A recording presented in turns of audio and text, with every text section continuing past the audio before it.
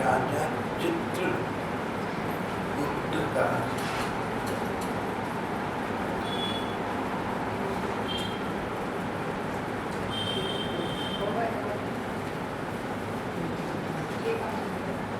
राजा चित्रकेतु का वृत्तांत चल रहा है। चित्रकेतु अपने समय में लगभग पूरी पृथ्वी के महाराज थे। राजा चित्रकेतु की अनेक पत्नियां थी, पर संतान न हुई।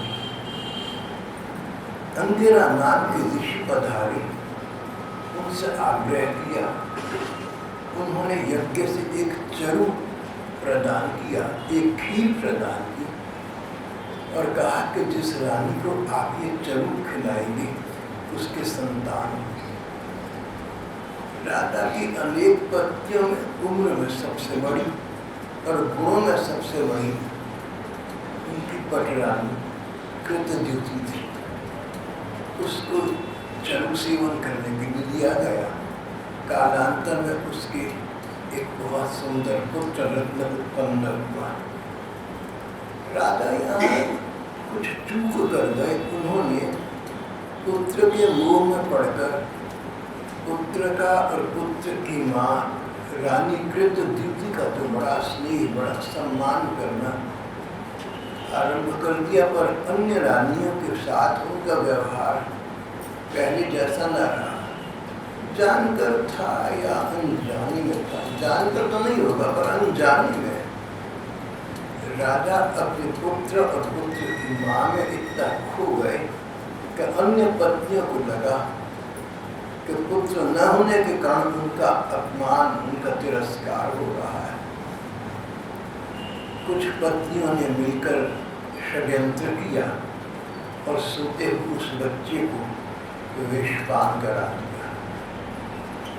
रानी कृतद्युति ने देखा बहुत देर से बच्चा सो रहा है, तो धाय से कहा कि बच्चे को गोद में उठाकर ले आओ।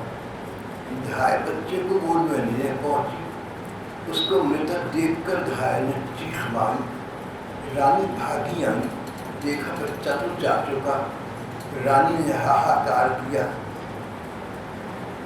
जब राजा चित्रकेतु को पता लगा कि मेरे पुत्र के अकारण ही मृत्यु हो गई, तब अत्यंत स्नेह के कारण शोक के आवेग से उनकी आंखों के सामने मालूम अंधेरा आ गया। धीरे धीरे अपने मंत्रियों और ब्राह्मणों के साथ मार्ग में गिरते पड़ते मृतक बालक के पास पहुंचे। मूर्छित होकर उसके पैरों के पास गिर पड़े। उनके केश और वस्त्र इधर उधर बिखर गए। लंबी लंबी सांस लेने लगी। आंसुओं की अधिकता से उनका गला रुंध गया। वे कुछ भी बोल न सके।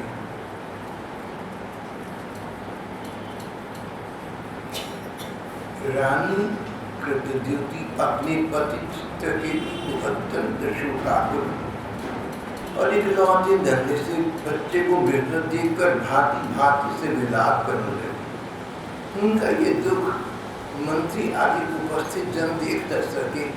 वे भी शोकग्रस्त हो गए। महारानी के बाल बिखर रहे थे, उनमें गुथे हुए फूल गिर रहे थे। वे कुरली पक्षी के समान उच्च स्वर में विलाप कर रही थी। विधाता सचमुच तू बड़ा क्रूर है, अपनी ही प्रकृति के प्रतिकूल चेष्टा करता है। कितने दुख की बात है, पूरे बड़े तो जीते गए और बालक चला जाए।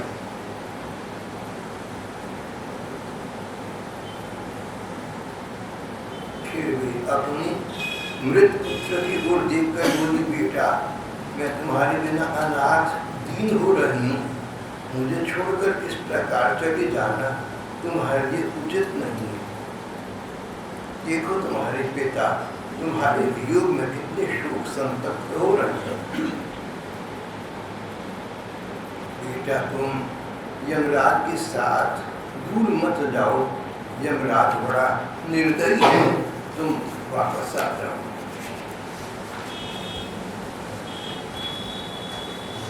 राजकुमार को बेटा देखो तुम्हारे साथी बालक तुम्हें खेलने के लिए बुला रहे हैं, तुम्हें सोते सोते बहुत देर हो गई, भूख लगी, भूख लो, कुछ खा लो। मैं बड़ी अभागन, आज मैं तुम्हारी सुमधुर, तुम्हारी मीठी मीठी तोड़ती बोली नहीं सुन पा रही। क्या सचमुच निष्ठुर यमराज तुम्हें उस परलोक में ले गए जहाँ से फिर कोई वापस नहीं आता? राजा चित्रकेतु ने देखा कि रानी मृत पुत्र के लिए इस प्रकार भांति भांति से विलाप कर रही है, तो वे शोक से अत्यंत संतप्त होकर फूट फूट कर रोने लगे। महाराजा और महारानी के इस प्रकार विलाप करने पर उनके अनुगामी सभी नर नारी दुखित होकर रोने लगे। इस प्रकार सारा नगर शोक समान अचेत हो गया। राजा रानी रोने लगे, माँ रोने लगी, पिता भी रोने लगे, माता पिता दोनों रोने लगे। तो आसपास खड़े लोगों को भी दुख हुआ, वे भी रोने लगे। एक व्यक्ति विलाप करेगा, हाहाकार करेगा, तो दूसरे साथ में विलाप करेंगे, हाहाकार करेंगे। और कहते हैं रोना तो संक्रामक रूप है। किसी व्यक्ति को रोता देखकर देखने वालों को भी रोना आ जाता है, किसी व्यक्ति को हंसता देखकर देखने वालों को हंसी आ जाती है। रानी राजा सारी प्रजा में लोकप्रियता को प्राप्त थी। उन्हें शोक संतप्त देखकर, उनको फूट फूट कर रोता देखकर सारी प्रजा फूट फूट कर रोने लगी। राजा चित्रकेतु ने अनजाने में सही पहली भूत तो तब की जब पुत्रवती रानी के मोह में पड़कर अन्य रानियों को ऐसा आभास होने दिया, ऐसी प्रतीति होने दी कि महाराज अब उन्हें पहले की भांति सम्मान प्रदान नहीं करते।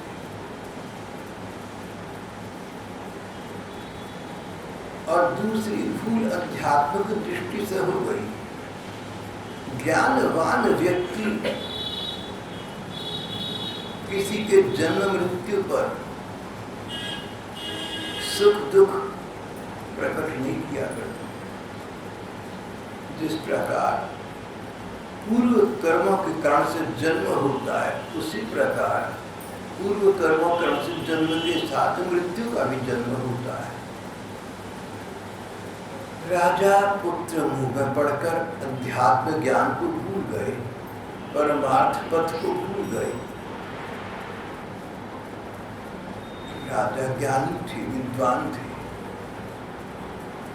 वेदों का भी ज्ञान रखते थे, पर समय आने पर सब विस्मृत हो गया, सब विस्मृति के गर्त में खो गया।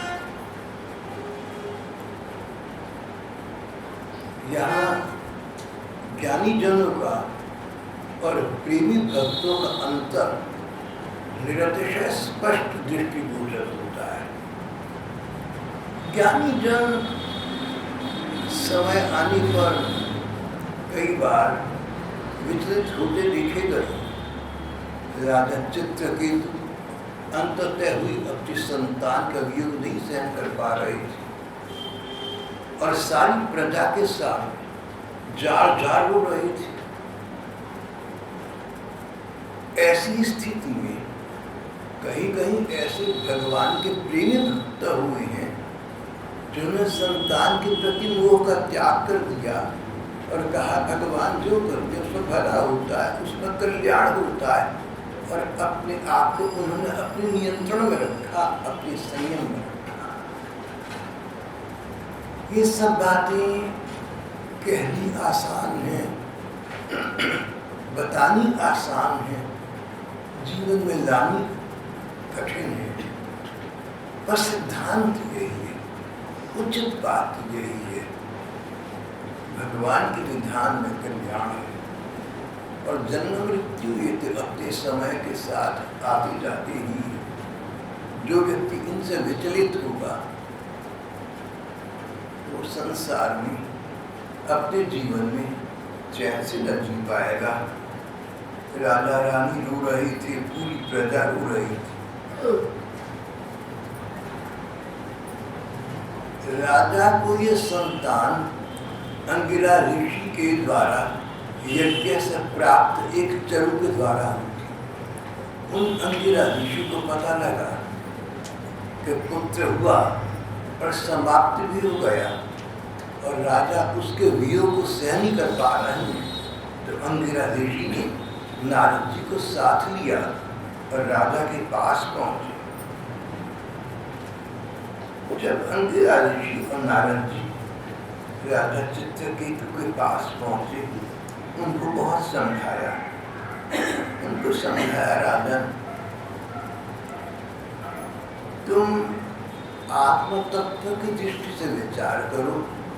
तुम ज्ञानी हो, विद्वान हो, अध्यात्म शास्त्र का तुमने अध्ययन किया है, बड़े बड़े संतों का तुमने सेवन किया है। देखो मृत्यु की ओर देखो, तो मृत्यु तो शरीर की होती है, आत्मा की तो होती नहीं। जीवात्मा तो अजर अमर बना रहता है।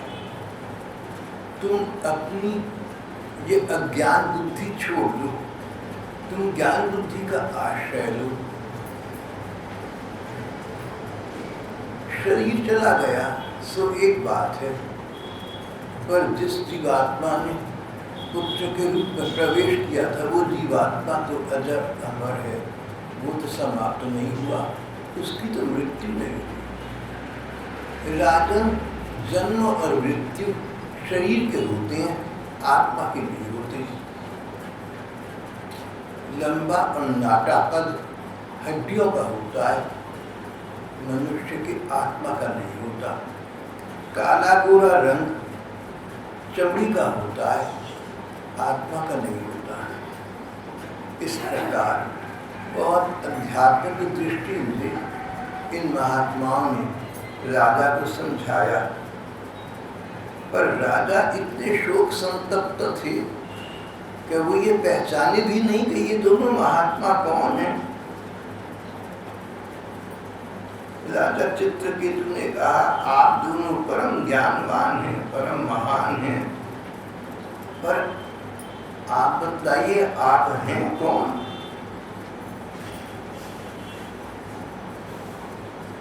मेरे जैसे घोर संसार के मोह में पड़े हुए व्यक्ति को सांत्वना देने के लिए आप लोग यहाँ आए हैं। पर देखिए, अंधे तमसे मग्नस्य ज्ञान दीप उदीयमान।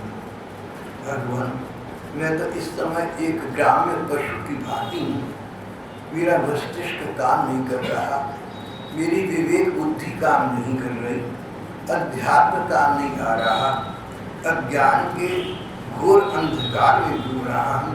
आप लोग मुझे ज्ञान की ज्योति से आलोकित कीजिए, कदाचित मुझे आश्वासन सांत्वना प्राप्त होगी। अंगिरा ऋषि ने कहा, महाराज, जिस समय तुम पुत्र के लिए बहुत लालायित थे तब मैंने ही तुम्हें पुत्र दिया था। मैं अंगिरा हूँ, और ये जो तुम्हारे सामने खड़े हैं स्वयं सर्वसमर्थ देवर्षि नारद जी हैं।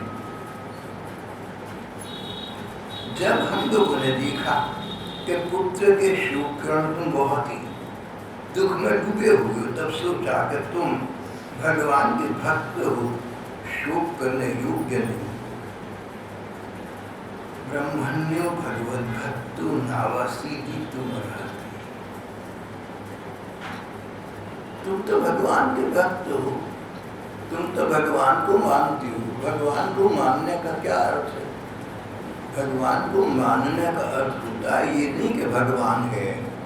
भगवान को मानने का अर्थ ये कि जब भगवान है तो भगवान हम सबसे बड़ी हमारे हितैषी हैं, हमारा कल्याण करती हैं।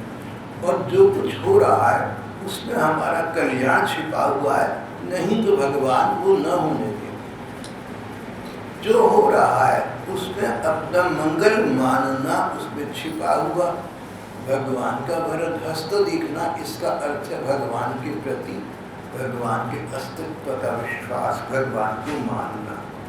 ब्रह्मण्यो भगवद भक्तो नावसीति तुम रहती। जो भगवान का भक्त है उसे किसी भी अवस्था में शोक नहीं करना चाहिए। जो भगवान का प्रेमी भक्त है उसे किसी भी अवस्था में शोक नहीं करना चाहिए।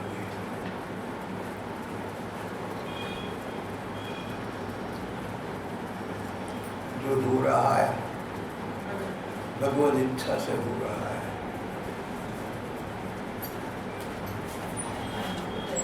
उसमें कल्याण छिपा है। भगवत भक्त ऐसा मानते हैं, इसलिए किसी भी स्थिति में शोक संतप्त नहीं होते, दुखी नहीं होते। भक्त जनों को, भगवान के प्रेमी जनों को अगर कष्ट होता है तो अपने दुख का कभी नहीं होता। अपने कारण से किसी भगवत प्रेमी भक्त को दुख नहीं होता। दूसरों के दुख से दुख हो सकता है, करुणा से दुख हो सकता है, अपने दुख से। भगवत प्रेमी को अपने को कोई दुख हो तो दुख नहीं मानता, ऐसा मानता है कि भगवान ने इसमें कुछ मेरा भला देखा है। हाँ, दूसरों को दुख में देखकर उसका हृदय करुणा विगलित हो जाता है। दूसरों को देखकर, दूसरों को दुखी देखकर करुणा आ जाना, ये भगवत जन्म का स्वभाव है। अंगिरा ऋषि ने कहा, महाराज आप भगवान के भक्त हैं, किसी अवस्था में आपको शोक करना नहीं चाहिए। ऐसी कोई स्थिति हो सकती ही नहीं भगवान के भक्त की दृष्टि में जिसमें शोक करना पड़े। अभी 200 वर्ष पहले एक दृढ़ निश्चयी ब्राह्मण भक्त था, उसकी कथा यहाँ सत्संग में पहले हो चुकी। पहले उसकी पत्नी कालकवलित हो गई, फिर संतान जाती रही, माता पिता जाती रहे। उसने भगवान के विधान पर अपना विश्वास बनाए रखा, अटूट विश्वास बनाए रखा। बोला भगवान जो करते हैं अच्छा करते हैं, किस बात का दुख है मुझे।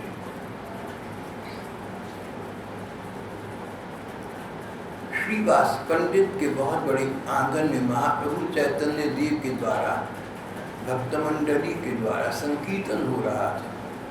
उस दौरान उनके इकलौते बेटे की, बूढ़े श्रीवास पंडित के इकलौते बेटे की मृत्यु हो गई।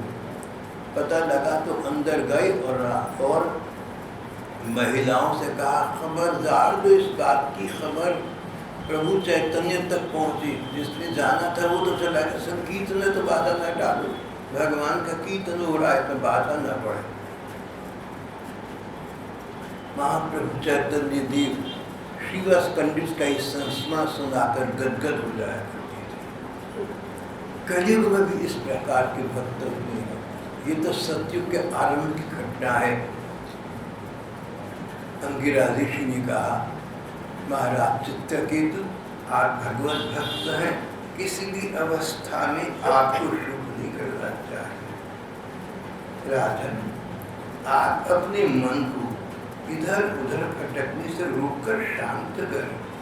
तस्मात् स्वस्थेन मनसा विमृश्य गतिमात्मना। तस्मात् स्वस्थेन मनसा विमृश्य गतिमात्मना। आप अपने मन को इधर उधर भागने भटकने से रोकें अपने मन को स्वस्थ करें और अपने वास्तविक स्वरूप का विचार करें। आपका स्वरूप क्या है?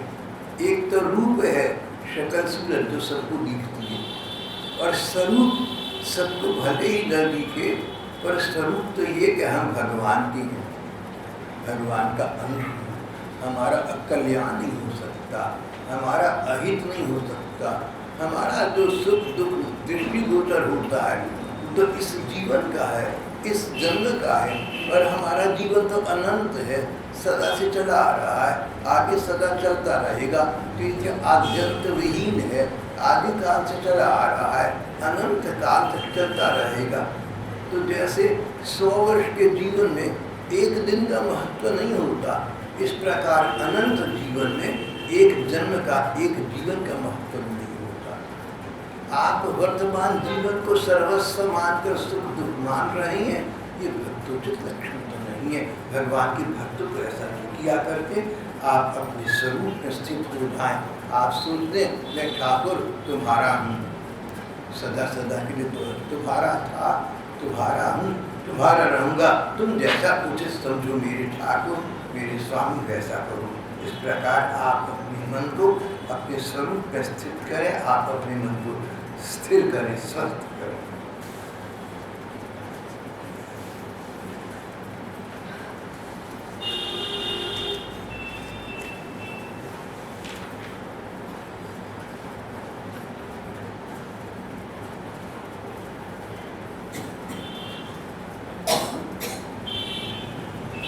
नारद जी ने देखा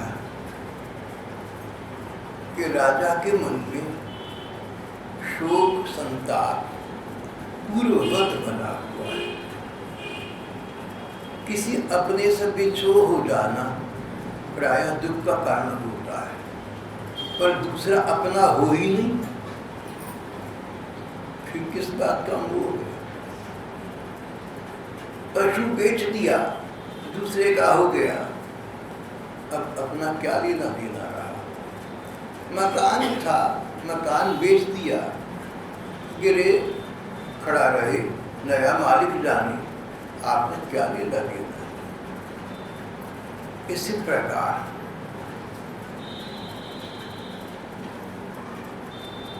जब मृत्यु हो गई हमारे एक प्रियजन की, उसका जीवात्मा शरीर से चला गया, निकल कर, तो जीवात्मा तो अपने पराई के भेद से मुक्त हो गया। उसके लिए किसी का रोना हंसना कोई अर्थ नहीं रखता।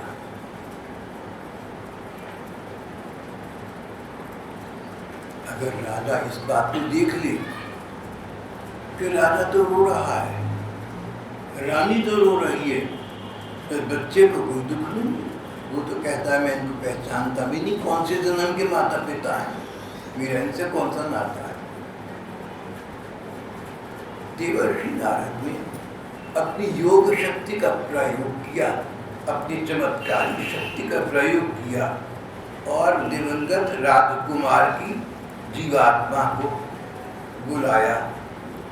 जीवात्मा दिवंगत मृतक राजकुमार की, मृतक उस बच्चे की जीवात्मा अब उसके मृतक शरीर से बोल पड़ी। नारद जी ने कहा, जीवात्मा तुम्हारा कल्याण, तुम्हारे माता पिता तुम्हारे वियोग में बहुत दुखी हो रहे हैं, तुम शरीर में वापस आ जाओ और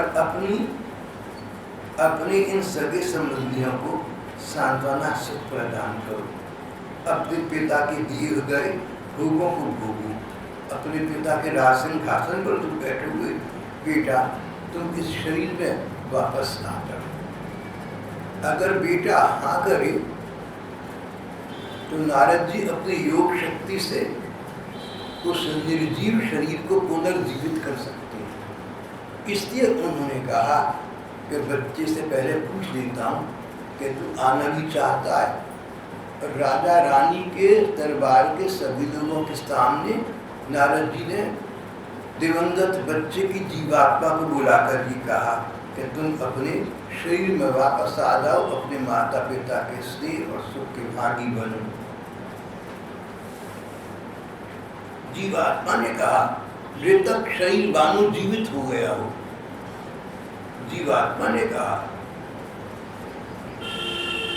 देवर्षि जी, मैं अपने कर्म के अनुसार कभी देवता बना, कभी मनुष्य बना, कभी पशु बना, कभी पक्षी बना, न जाने कितने जन्मों में कहाँ कहाँ भटकता रहा हूं। उनमें से ये लोग किस जन्म के मेरे माता पिता हुए, मुझे तो इनसे कोई मोह नहीं है। मेरे तो कई माता पिता, पक्षी बना तो परिंदा परिंदी मेरे माता पिता बने। मैं पशु योनि में आया तो पशु और पशु की साथ की पत्नी मेरी माता पिता बनी। जो भी जिस जीव में आया, जिस जून में आया, वहां पर जिन्होंने मुझे जन्म दिया मेरे माता पिता कहलाए। पर आज मुझे तो उनमें से किसी का विचार भी नहीं आता। ये तो सब नाटक था, ये तो सब खेल था, खेल समाप्त हो गया। कौन माता, कौन पिता, ये सारा संस्कार तो मन से है। जैसे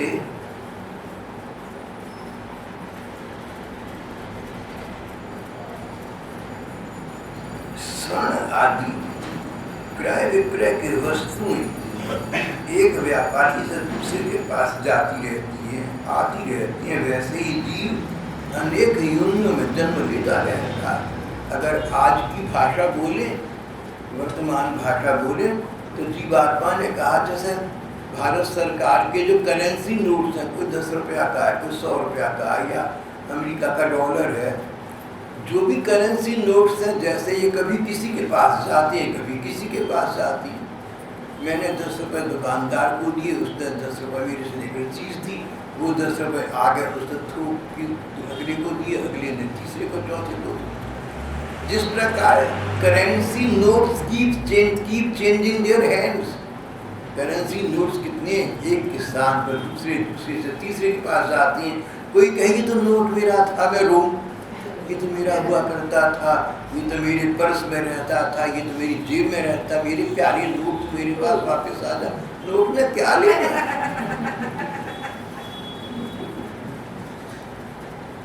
तो जीवात्मा ने कहा कि जैसे करेंसी नोट्स, यहाँ पर शब्द प्रयोग किया कि स्वर्ण, गोल्ड। जिस प्रकार स्वर्ण आदि क्रय विक्रय की वस्तुएं, खरीदो फरोख्त की चीजें एक व्यापारी से, एक दुकानदार से दूसरे दुकानदार के पास आती जाती रहती है, वैसे ही जीव अनेक अनेक योनियों में जन्म लेता मुक्ति को प्राप्त होता रहता है।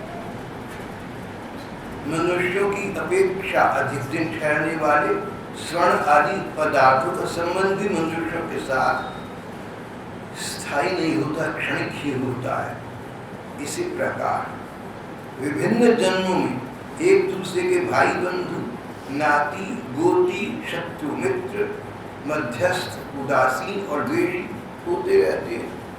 कौन किसका पिता, कौन किसकी माता, जब तक शरीर में थे, साथ थे, तब तक माता पिता, बच्चे, बहन, भाई, दादा, पोती पोता, जो भी संबंध कहलाई। जहाँ जीवात्मा शरीर से चला गया, संबंध भी समाप्त हो गया। जैसे आपके पास 100 रुपया का नोट था, जहाँ आपने 100 रुपया का नोट अपना निकाल कर दुकानदार को दिया, अब उसका हो गया, और वो नोट दूसरे नोट में मिलकर आगे चला गया। अब आप उसको पहचान भी ना पाएंगे, और उस नोट को तो असमानता है ही नहीं। यही बात जीव जीव के संबंध की है। जीवात्मा ने कहा कि नारद जी, आप मुझे वापस आने के लिए न कहीं, मेरा तो इनसे, इन जो जितने यहाँ पर भाई बंधु हैं, मेरा तो इनसे किसी से कोई नाता है ही नहीं। सुखदेव जी कहते हैं, देखो परीक्षित, बिना किसी से पूछे, बिना नमस्ते राम राम करे वो जीवात्मा इस प्रकार कहकर चला गया, और मृतक शरीर से मृतक का मृतक पड़ा रह गया। जब राजा रानी ने देखा, लोगों ने देखा, अरे जिसको हम अपना बच्चा कहकर रो रहे थे, उसको तो हमसे कोई मोह नहीं था, वो तो चला गया, उसको तो कुछ था ही नहीं हमसे, बिल्कुल एक क्षण का संबंध नहीं था। उनकी मोह बुद्धि दूर हो गई।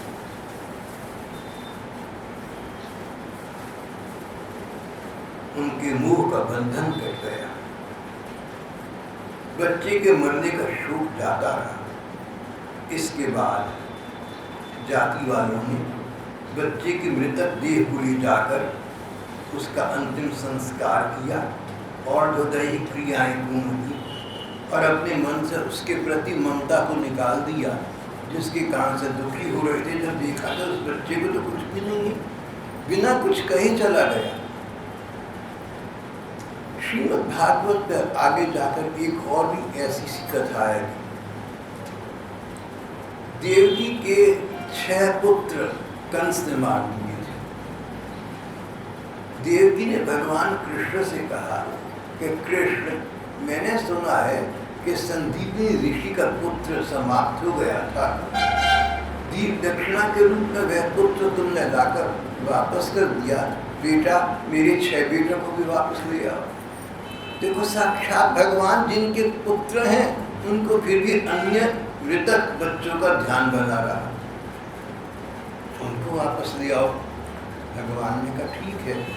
6 बच्चे वापस ले आए। वापस आए, देवकी माता को इशारा करके बोली कि कौन है? मैं तो कुछ नहीं। जो बातें जीवात्मा ने यहाँ अभी अभी कही है वो सारी बातें उन बच्चों ने कही और देवकी माता को बिना प्रणाम करे, बिना नमस्ते राम राम किए वहां से वापस चले गए। सबके देखते देखते चले गए। जो चला गया उसको कोई सुख दुख नहीं है, उसका कोई किसी से नाता नहीं है।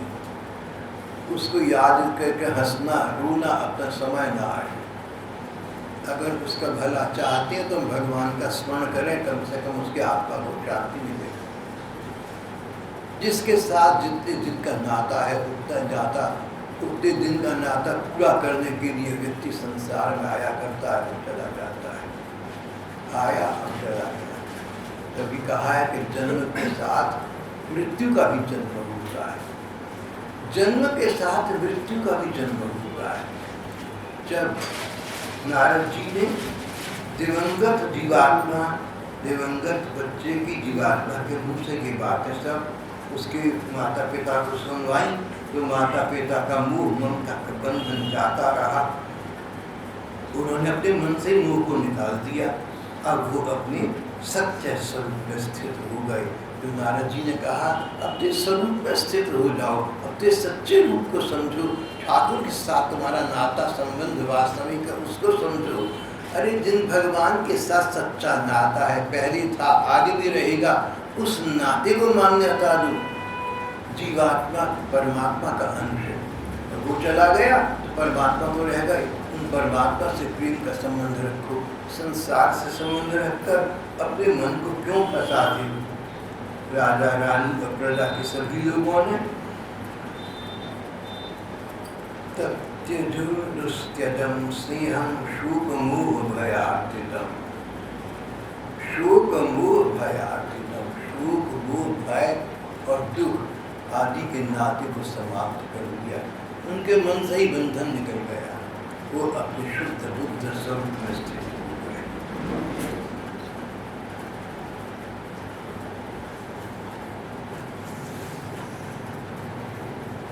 उसके पश्चात मृतक देह का अंतिम संस्कार करने के बाद राजा चित्रकेतु ने यमुना जी में स्नान किया।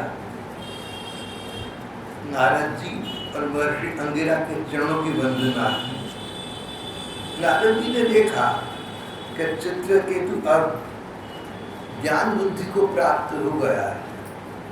अब तक इसके मन पर जो आवरण पड़ा हुआ था, जो पर्दा पड़ा हुआ था, उससे ये मुक्त हो गया है। इसलिए उन्होंने अब राजा चित्रकेतु को उचित प्रकार का दिशा दर्शन प्रदान करने का निर्णय किया। उन्होंने भगवान की स्तुति का एक स्तोत्र बताया और कहा, इस स्तोत्र के द्वारा, इस स्तुति के द्वारा तुम अपना मन भगवान में लगाकर भगवान की प्रार्थना करें। नारद जी अपने शरणागत भक्त चित्रकेतु को इस विद्या का उपदेश करके अंगिरा ऋषि के साथ ब्रह्मलोक को चले गए। श्रीमद् भागवत के इस प्रसंग में और ध्रुव जी के प्रसंग में और प्रहलाद जी के प्रसंग में नारद जी ने इन भक्तों का दिशा दर्शन किया। नारद जी के बताए बात पर चलकर इन लोगों ने भगवान को पाठ किया।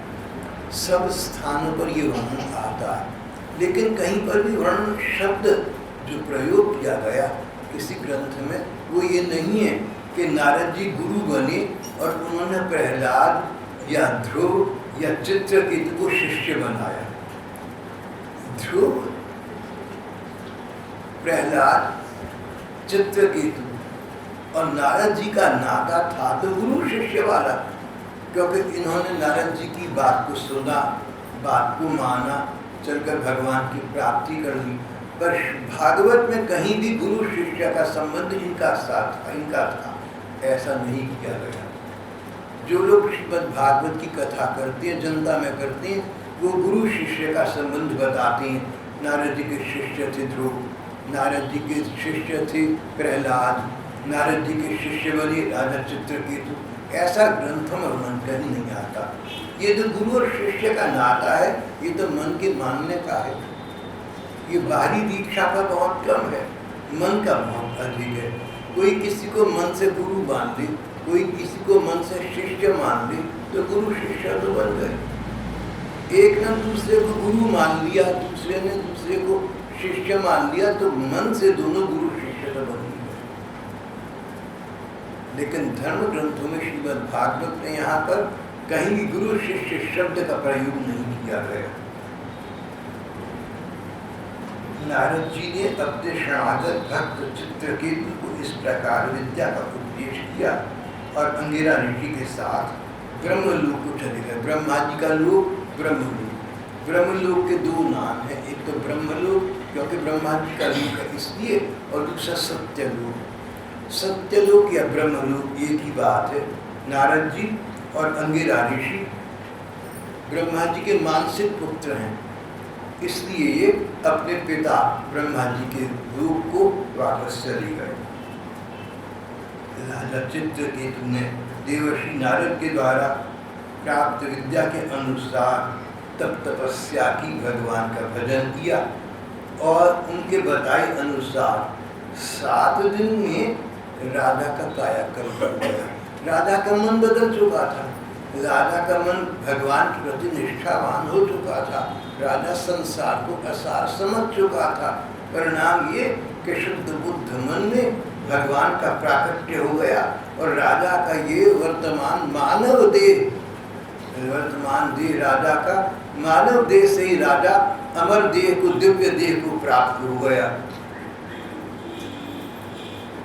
तो जैसे देवता होते हैं ऐसे एक उपदेवता होते हैं, विद्याधर यक्ष उपदेवता माने गए। राजा चित्रकेतु ने तपस्या और भजन के द्वारा दिव्य देह प्राप्त कर लिया। वो उपदेवताओं की योनि को प्राप्त कर गए और उनको विद्याधरों का, गंधर्वों का एक प्रकार का अधिपति, एक प्रकार का राजा बना दिया गया। इस प्रकार विद्या के प्रभाव से उनका मन शुद्ध हो गया था। वे भगवान के चरणों में पहुंच गए थे। फिर उन्होंने जब अपने स्वरूप को प्राप्त कर लिया तो भगवान की स्तुति की और उनसे कहा, भगवान सच्चा संबंध तो आपसे ही है।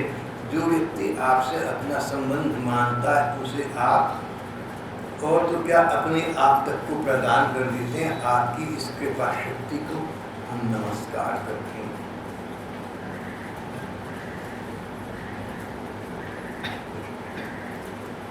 जगत गुरु विश्वास का भगवान श्रीहरि चित्रकेतु से प्रसन्न हुए, उसे समझा बुझाकर और उसके ज्ञान दीप को आलोकित करके उसके सामने ही वहाँ से अंतर्धान हो गए। अब राजा चित्रकेतु विद्याधरों के अधिपति बन गए। शेष प्रसंग हम अगली बार करेंगे।